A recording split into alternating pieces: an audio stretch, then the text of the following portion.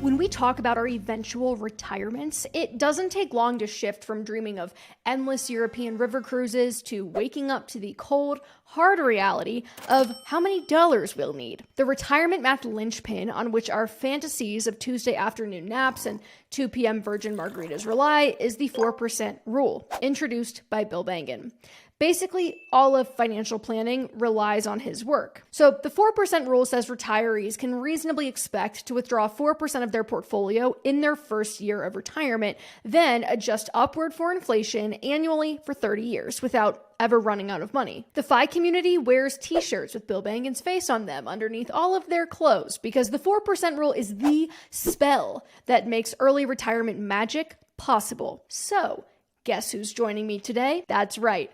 Bill freaking Bengen. Bill was the first person to use actual historical returns and inflation to determine what retirees could spend, because before that, financial planners just relied on averages, which tended to smooth out the choppiness of history. So, if we know a portfolio can usually support 4% withdrawals each year, that means 4% of our portfolio value has to be equal to our annual spending. To figure out how much we need, we can multiply our annual spending by 25, #math. For example, if you spend $40,000 per year, your portfolio would need to be worth $1 million in order for 4% of it to be $40,000 per year. Now, critics who have not bothered to explore the underlying research are always quick to point out, but what about inflation? Don't worry, my dear catastrophizer, Bill Bengen and those who duplicated his research at Trinity University accounted for that. But as you'll hear Bill say today, inflation is a big variable in whether or not the 4% rule continues to be effective. So that's the TLDR, and if you want more 4% rule basics, we did a deep dive episode last year. We'll link it in the description. But today I asked Bill to weigh in on a few key misconceptions, and we dig into what the 4% rule means for investors in 2023's economic environment. I also hit Bill with a theory of my own that there's a little discussed reason why the 4% rule might actually be more conservative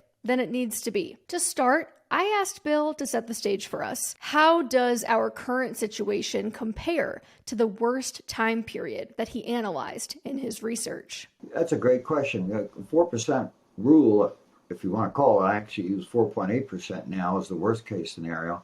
It's based on the individual retired in October of 1968 because they ran into a buzzsaw. They hit two terrible bear markets back to back, and then they had years of inflation which forced them to raise the withdrawals.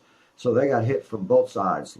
Terrible portfolio returns, very high withdrawals, and that's why their money ran out so early. I'm concerned because there are two factors that in my research show historically affect withdrawal rates. One is how early in retirement you experience a really bad bear market. And the other one is what your inflation rate is. Both of these factors, contribute to the depletion of your portfolio.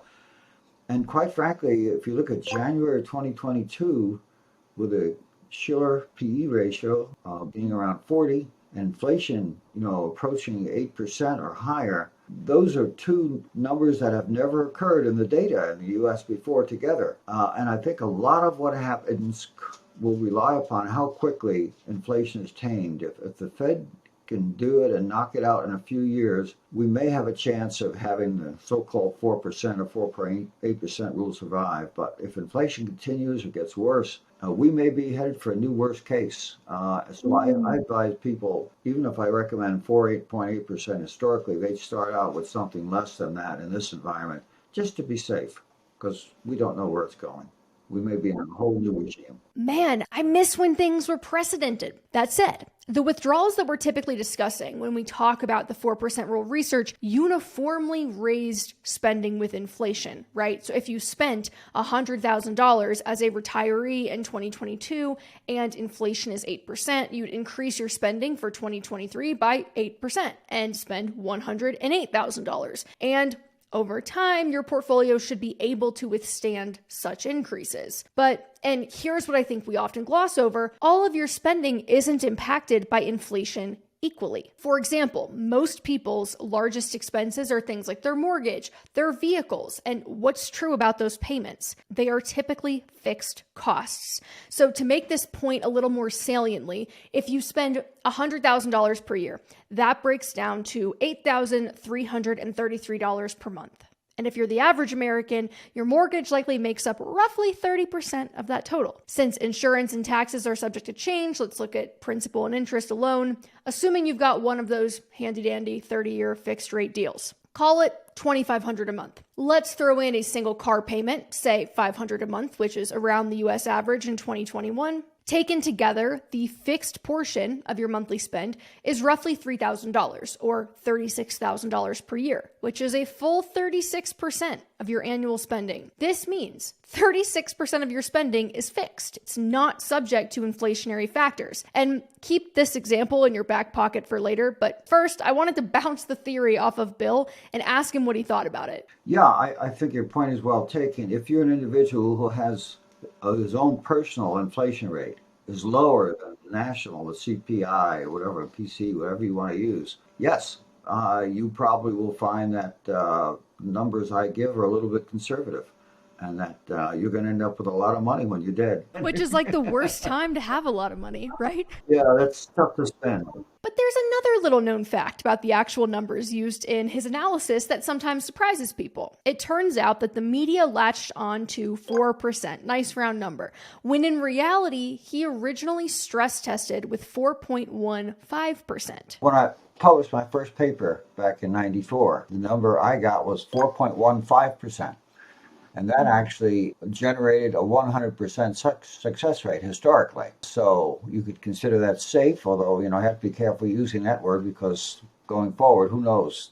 Conditions could be different. And yeah, I use that 4.15% rate, and it's an annoying thing because you could round it down to 4.1 or round it up to 4.2, but everyone else rounded it down to 4 through no effort of my part. And that's where we were stuck for a long time until I did follow-up research, in around 2006, and published a book and came up with a 4.5% rate for a 100% success rate, and updated it since then. Of course, these findings are based on historical data, and critics are quick to point out that Bankin's research relied on the U.S. stock market during a time of prolonged U.S. economic dominance. The original research just had two asset classes: intermediate-term U.S. Treasury bonds and U.S. large-cap stocks. Not exactly a diversified portfolio, but, had to start from somewhere. He reanalyzed in 2020 using a few more asset classes. I added small-cap stocks primarily because get the most bang for the buck out of them. They had a higher return than large cap stocks, and the correlation was not too high. So as a result, when you put them in there, you got a big jump from 4.15 to 4.5%. Even then, I knew I didn't have it. So a few years ago, I added a few more asset classes and raised it a little bit more.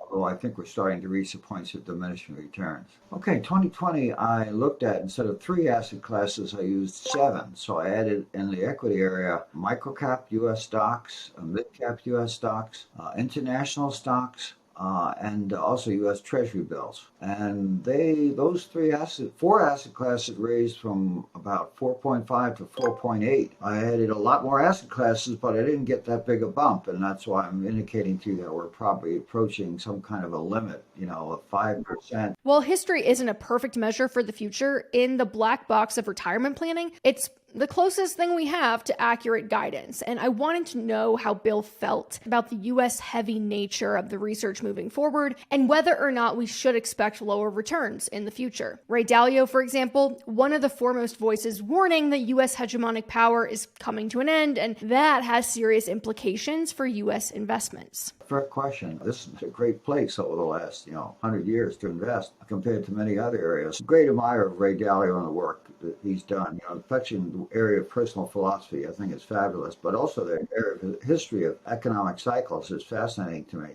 It's really hard for me to judge. I would rather rely on somebody like Warren Buffett, who's a real genius, who says repeatedly, that, America's a great place to invest in and will be for a long time. If you look at our markets, even though they have difficulties, we've had a little trouble here this week with a few banks, I understand. Our markets are very well regulated. They're open, they're free, they're very flexible, they're enormous in size. I suspect that the U.S. will still continue to do well, although our growth rates might slow down as time goes on.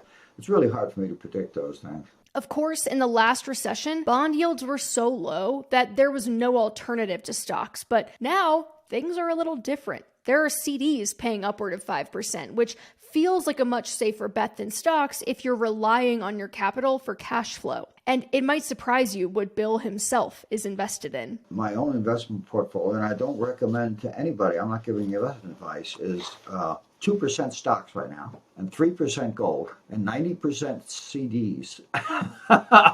And I don't think I've had a portfolio that weird in my lifetime. But when you can get 5% plus in federally insured CDs or treasury bills, and the stock market has prospective returns over the next 10 years of 0 to 1%, I mean, should you really be having a lot of your money in stocks at this point? Does that make sense? That's what investors have to ask themselves. I'm enjoying this bear market because I'm getting good income, which I didn't. Remember, the last one was terrible. There was no alternative. That TINA thing, that's... my research is based upon buy and hold because it's an easy way to analyze things, but that doesn't mean investors have to follow that investing philosophy in their own portfolio. Clearly, investors have a lot of decisions to make, not the least of which is how much to withdraw. So how does our earlier example, where 36% of someone's spending was fixed, play out? If we take our 100K per year example a step further, our spending would only increase from 100K to 105K instead of 108K in a year of 8% inflation. Now, that doesn't seem like much of a break, but much like our returns, it compounds over time for two reasons. The first is that your unspent $3,000 stays invested and it continues to compound. The second is that 8% of 105K is less than 8% of 108K. A 105K annual withdrawal turns into 110,500 withdrawal after another year of 8% inflation, compared to what would have been 116,600, and so on.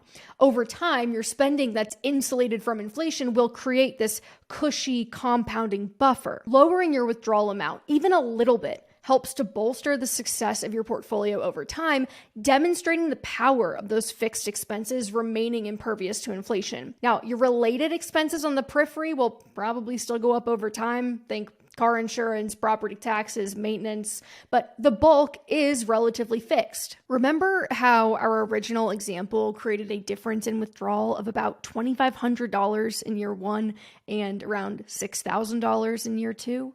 If you extend our example for 20 years, where all 100,000 is being increased by 8% inflation every year versus only 64% of our initial $100,000 of spending being increased by inflation every year, and then the other 36% just remaining static, your withdrawals from the uniform inflation portfolio are up to $431,000, while your withdrawals from the partially fixed spending portfolio are only $312,000. Now, in both cases, these sound like a ton of money because I'm pretending we'll have consistent 8% inflation for the next 20 years, but that's just to keep the example steady. Though as you can see, it makes a really big difference over time. At the end of the day, so much hinges on what inflation does over the next several years, and I was surprised at the extent to which Bill thinks how the Fed handles inflation will determine whether his now adjusted 4.8% safe withdrawal rate will continue to work in the decades to come. As he said,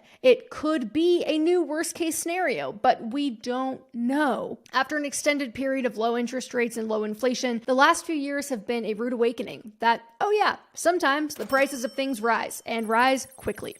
But that's why it was important to me that we couched this broader discussion of the 4% rule in 2023 within the context of what you can control, your personal inflation rate. And fortunately for you, you may have some fixed expenses working in your favor already. As Bill highlighted, the amount of money you're withdrawing is one of the only things you can control when you are living off of your assets. Great. Another consideration for retirement planning, but at least this one can be used to justify a sick new retirement swagmobile, right? With a fixed cost. At the end of the day, there are two truths that we can hold simultaneously. Number one, looking back, we know the safe withdrawal rate for a well-diversified portfolio could be as high as 4.8% per year.